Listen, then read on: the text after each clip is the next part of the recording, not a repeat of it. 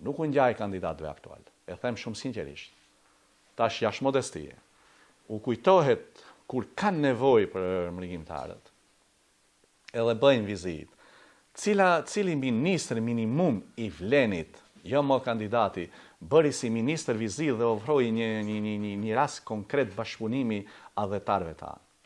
Nuk e pa të arsyeshme asnjë rast qetë prezent në diasporë me mërgatën tonë, kuptimin si ministër, jo më aktivitete politike, as atje, po as këtu, as në sezonin e dimrit, as në sezonin e verës. As një moment nuk u shënua i spaku të ofroj një bashkëbisedim, të ofroj një ujë që krijon mundësi që të flasin. Dhe kandidati i pavarur pjesë tjetër, aktivitetin e tij e ka bazuar me Halil Kastratin, tash nuk du kanë respekt për të gjithë njerëzit.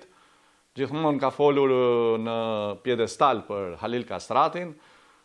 Fillova dhe unë mendoj më për Halilin, ndoshta ta sjellin këtu për na përfaqësuar, ndoshta ne këtu shqiptarët e Maqedonisë në institucione publike, dhe kurrën e kurrës nuk ka folur për raste tjera politike apo diçka të tillë që ne të fillojmë të mendojmë edhe mërgata dhe çdo njeri të fillojë të mendojë rreth kësaj çështje.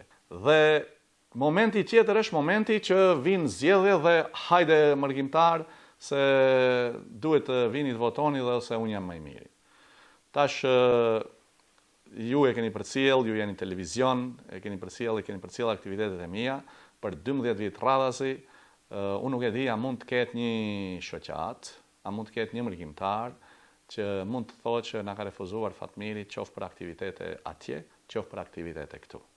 Gjithmonë në konceptin edhe të përfshirjes në aktivitete kulturore dhe sportive, por në veçanti atyre të llogaritënies. Me komunikimin tim me diasporën, me marrëdhëniet e mia me diasporën, si në aktivitete, ashtu në procesin e vendimarrjes, e llogaridhënies.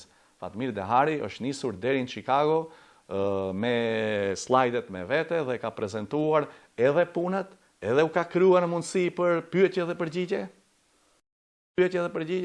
edhe i ka ftuar për të marrë pjesë në hartimet e buxheteve. Le të dëgjojnë kandidatët qoftë njëri qoftë tjetri. Le të dëgjojnë mirë, se tani shoh programet e tyre që përpiqen të bëjmë diçka.